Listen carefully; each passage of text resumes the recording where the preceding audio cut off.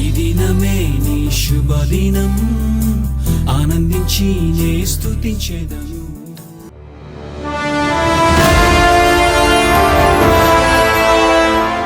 ఆత్మ సంబంధమైన పరలోక సంబంధమైనవి అవి శాశ్వతములై ఉన్నాయి. వాటిపైనే మన దృష్టి కలిగి ఈ భూమి పైన పరమందున కూడా మనం జీవించాలి. కష్టాలు, ఇరుకులు, ఈ శోధనలు, లేదు అంటే సాతానుడు వాడి దుష్ట రాజ్యం, దుష్ట పరిపాలన, ఇవన్నీ దేవుడు ఎంచినవి కాదు.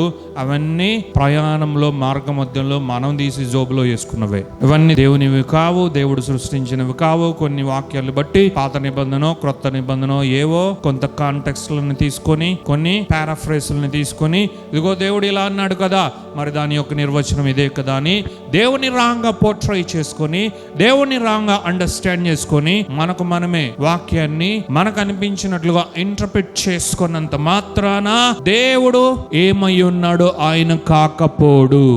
What God is, He is always good. What God is always holy. What God is, He is always loving. He is always loving. He is love by Himself. God is love. అది మనం తెలుసుకోవడానికే దేవుని వాక్యం మనకు కావాలి. దాని కొరకే దేవుని వాక్యంలో ప్రతిరోజు we need to dive deep into the word of God. We need to swim into the deep waters, which is the word of God. There we would come to know so many things. దేవుని వాక్యం లోతుగా, దేవుని వాక్యంలోనికి మనము ప్రయాణం చేయాలి. God speaks to us. We can hear the voice of the Lord. God really, He knew our problems.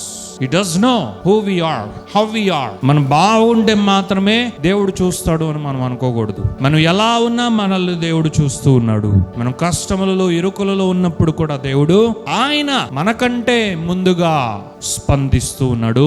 మనము అబ్బా ఇది ఎప్పుడు అని మనం అనుకునే దానికంటే ముందే ఆయన ఎప్పుడు నా బిడ్డను బయటకు తీసుకురావాలా, నా బిడ్డను ఎప్పుడు బయటకి పడవేయాలా అని దేవుడు ముందే ప్రణాళికలు రచించిన వాడే మన దేవుడు.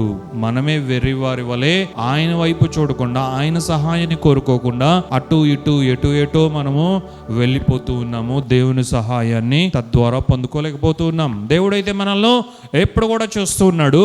మనం బాగుపడాలని కోరుకుంటూ ఉన్నాడు. మనము దాటి వెళ్ళాలని దేవుడు కోరుకుంటూ ఉన్నాడు. ఏ కష్టాలు, ఇరుకులు, ఇబ్బందులు, శోధనలు ఉన్నా వాటి నుండి త్వరగా మనల్ని బయటకు తీసుకురావాలని కోరుకుంటున్నాడు. హల్లెలూయా. ఏ శోధన వచ్చినా దేవుడేమన్నాడు, I would make a way out. నువ్వు బయటికి వచ్చే ఒక మార్గము నేను వేసా, నువ్వు బయటికి రావడానికి ఒక మార్గం ఉంది. God is always faithful. God is good. That's why he is making his voice out today in the name of Jesus, that we need to hearken unto His voice, that we need to stand strong in the faith of His Son. దేవుడు మనకు అనుగ్రహించిన విశ్వాసమునందు మనం నిలబడాలి. విశ్వాసము దేవుని బిడ్డలైన మనకు చాలా అవసరము. ఈ విశ్వాసములో మనం నిలబడి దేవునితో సహవాసం చేయాలి. దేవునితోనే సహవాసం చేయాలి. దేవుని వాక్యంతోనే సహవాసం చేయాలి. దేవుడు మనల్ని చక్కగా ఆయన మార్గములలోనే ముందుకు నడిపించువాడై ఉన్నాడు. అందుకే దేవుడు ఏమంటున్నాడు తెలుసా, ఒక వండర్ఫుల్ వర్డ్ ని ఆయన అంటూ ఉన్నాడు, knowing the mysteries of the Kingdom is given only to you. It is not to everyone around the globe. ఇప్పుడు నేను చెప్తున్న ఇవి గ్రేటెస్ట్ సైంటిస్ట్ చెప్పిన ఒక్క మొక్క కూడా అర్థం కాదు. ప్రధానమంత్రి, రాష్ట్రపతికో చెప్పినా 1% కూడా అర్థం అవ్వదు. గొప్ప గొప్ప వారికి అర్థము కావు. అందుకే దేవుడు ఏమంటున్నాడు, పరలోక రాజ్య మర్మములు ఎరుగుట అవి మీకు ఇవ్వబడును అని చెప్పిన దేవుడే జ్ఞానులకు, ప్రధానులకు, గొప్ప వారికి ఇవ్వబడని ఈ జ్ఞానమును దేవా మీరు చిన్న పిల్లలకు ఇచ్చారు తండ్రి, మీకు కృతజ్ఞతాస్తుతులు అని తండ్రి అయిన దేవునికి యేసయ్య స్తుతి చెల్లించాడు. మత్తయి సువార్త 11వ అధ్యాయము 25-26 చూద్దాం. ఆ సమయమున యేసు చెప్పినదేమనగా, తండ్రి ఆకాశమునకును భూమికిని ప్రభువా, నీవు జ్ఞానులకును వివేకులకును ఈ సంగతులను మరుగు చేసి పసి బాలురకు బయలుపరిచినావని నిన్ను స్తుతించుచున్నాను. దేవుడు మనల్ని రక్షించి ఆయన రాజ్యంలో చేర్చుకొని మనలను ఆయన బిడ్డలుగా చేసుకున్నాడు. మనలను మాత్రమే ఆయన ఆయన బిడ్డలుగా చేసుకున్నాడు. ఆయన రాజ్యంలో లేని ఎవరు కూడా ఆయన బిడ్డలు కారు. ఆయన రాజ్యంలో లేని ఎవరు కూడా ఆయన స్వరాన్ని వినలేరు. ఆయన రాజ్యంలో లేని ఎవరికి ఎంత గొప్పవారైనా సరే, వారు ఎంత జ్ఞానం కలిగిన వారు అయినా, ఎంత ఉన్నత స్థితిలో ఉన్నవారైనా, ప్రధానులైనా కూడా దేవుని వాక్యం ఎంత కూడా వారికి అర్థం కాదు. Because why? God locked everything for them. Though it's been locked, but God disclosed everything for his chosen ones. Everything for his children. లోకంలో ఉన్న వారి కొరకు, అంతకంటే ముందు ముఖ్యంగా వారి జనకుడి కొరకు దేవుడు ప్రతి దానిని లాక్ చేశాడు. Everything is in a code form for the rest of the world, but for his children, for his chosen ones, ఆయన పిల్లలైన వారి కొరకు, ఆయన ఎన్నుకొని ఏర్పరిచిన వారి కొరకు, ఆయన రాజ్యంలో ఉన్న మన కొరకైతే మాత్రము ఈ కోడ్ డీకోడ్ చేయబడింది. ఈ వాక్యం అంతా కూడా మనందరి కొరకు పరిశుద్ధాత్ముని చేత ఎప్పటెప్పటికీ చదువుచున్న ప్రతి ఒక్కరికి విప్పబడుచునే ఉంటుంది.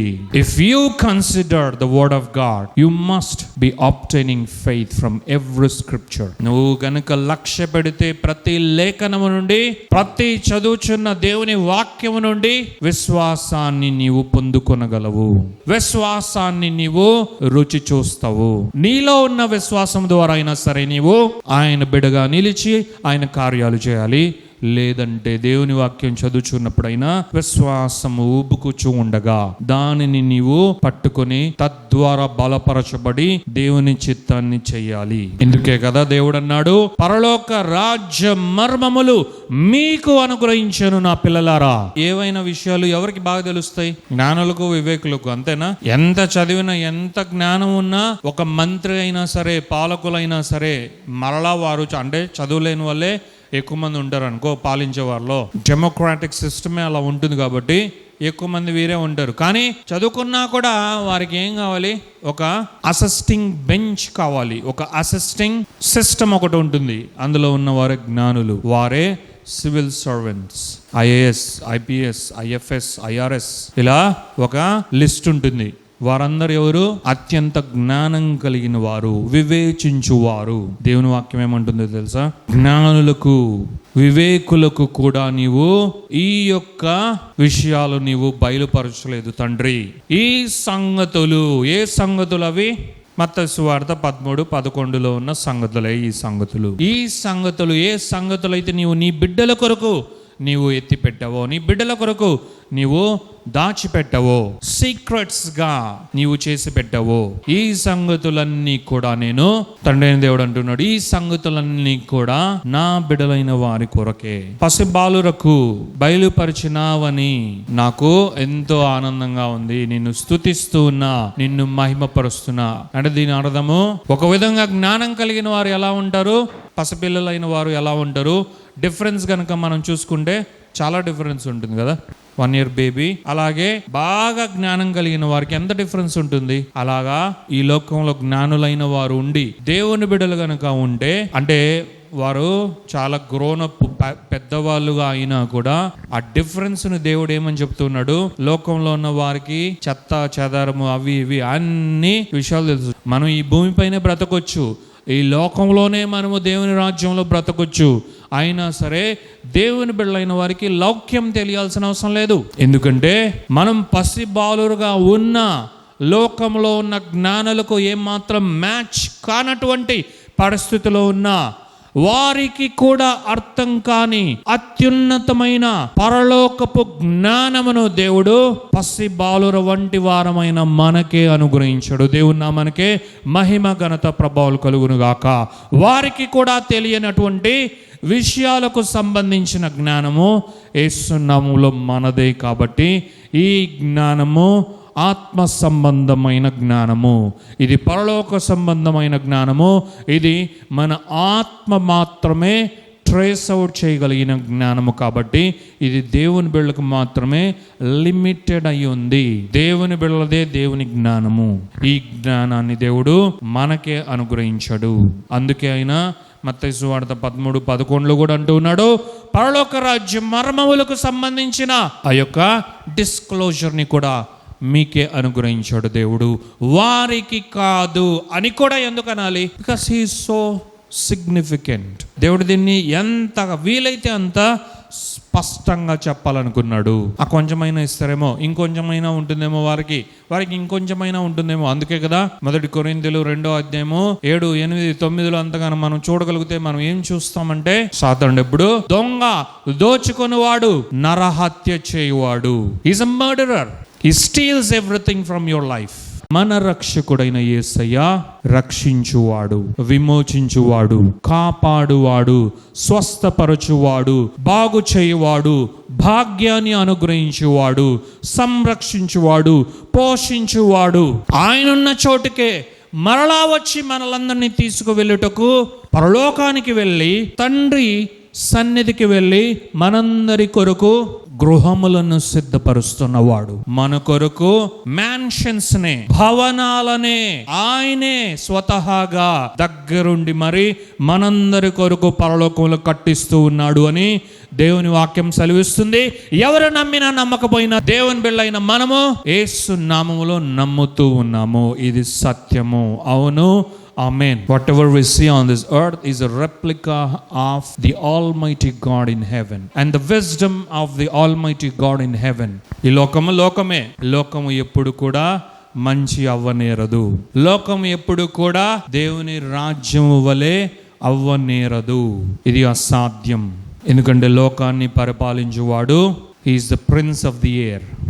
మనల్ని పాలించువాడు, ప్రేమతో పాలించువాడు, నేరుగా మన హృదయములనే ఏలుచున్న మన రారాజైన యేసయ్య. ఆయన యందే మనకు క్షేమము, ఆయనే మన క్షేమాధారము, ఆయనే మన ఆనందము, సంతోషము, మన సమాధానము కూడా. కాబట్టి ఆయన యందే ఉండి మనం ఆనందించాలి.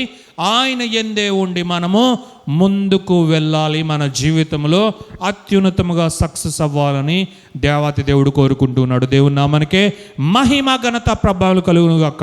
Thank you Father, thank you Jesus, thank you Holy Spirit God. దేవ మీకు వందనాలు, యేసయ్య మీకు వందనాలు, పరిశుద్ధాత్మ దేవ మీకు మహిమ, ఘనత, ప్రభావాలు చెల్లిస్తున్నాం నాయన. యొక్క శుభదినాన్ని బట్టి వందనాలు. నిజముగా మేము విశ్వాసమునందు స్థిరులై బలపరచబడి నిలబడవలసిన అవసరం ఉన్నది నాయన. మేము పడిపోవు వారము కాము, మేము కదిలించబడు వారము కాము, మేము పక్కకి తొలగు వారము కాదు నాయన. నేర్చుకొనిన విశ్వాసమునందు నిలవబడి యేసు నామములో పరిశుద్ధాత్మ అభిషేకపు శక్తి ద్వారా ముందుకే నడుచు వారమై ఉన్నాము. మీ నామానికే మహిమ, ఘనత, ప్రభావాలు చెల్లిస్తూ మా ప్రియులైన బిడ్డలందరినీ యేసు నామములో బ్లెస్ చేస్తూ నాయన, ఇదిగో తండ్రి నాయన, ఇదిగో నాయన మా సంఘము నాయన కొరకు ప్రార్థించినట్లుగా నాయన, ఇదిగో తండ్రి నాయన సార్వత్రిక సంఘాన్ని బ్లెస్ చేస్తున్నాం. అలాగే నాయన మా దేశంలో ఉన్న నాయన క్రైస్తవులందరినీ నాయన, విశ్వాసులైన వారందరినీ యేసు నామములో బ్లెస్ చేస్తున్నాం.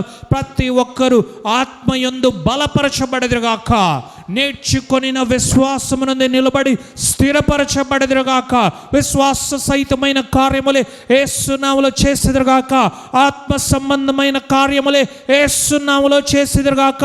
పరలోకములో ఉన్న మీ చిత్తమే యేసు నామములో భూమిపైన కూడా నెరవేర్చబడులాగున పాటుపడెదరుగాక. కానీ సొంత కార్యములు, సొంత చిత్తము, సొంత మార్గములు కాదు తండ్రి అని విశ్వాసమును విడుదల చేస్తూ మీ బిళ్ళైన వారందరి చుట్టూ యేసు నామములో సూపర్ న్యాచురల్ ప్రొటెక్షన్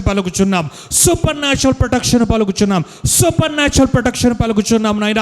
పరిశుద్ధాత్మ దేవుని యొక్క leading, council, guiding and comforting ని నాయన, స్పిరిట్ లీడింగ్ ని యేసు నామములో విశ్వాసులైన ప్రతి ఒక్కరికి మా దేశములో పలుకుచున్నాము. అలాగే ప్రపంచవ్యాప్తముగా ఉన్న బిడ్డలందరినీ పలుకుచున్నాము నాయన.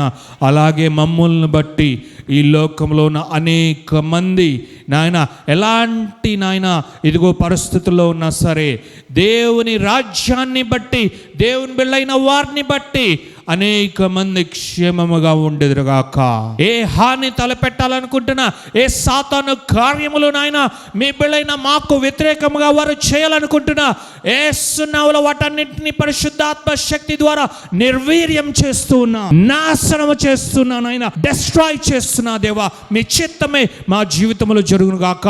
మీ నామ మహిమార్థమైన ఆయన మీ కార్యములే, మీకు ఇష్టమైన కార్యములే మేము చేసేను గాక. అన్నిటికి మించి మా ఫెయిత్ మిమ్మల్ని ప్లీజ్ చేయును గాక. విశ్వాసము ద్వారానే మీకు ఇష్టలముగా ఎల్లప్పుడూ మేము జీవించదుము గాక. మీ నామానికి మహిమ ఘనత ప్రభావాలు చెల్లిస్తూ నాయన తండ్రి, joyfulness and gladness and perfect peace ని యేసు నామములో సార్వత్రిక సంఘానికి పలుకుచు, మా అందరికీ పలుకుచు ఈ యొక్క ప్రార్థన, స్తుతి, ఆరాధన యేసు పరిశుద్ధమైన నామములో అడిగి వేడుకొనుచున్నాము తండ్రి. ఆమేన్, ఆమేన్, హల్లెలూయా.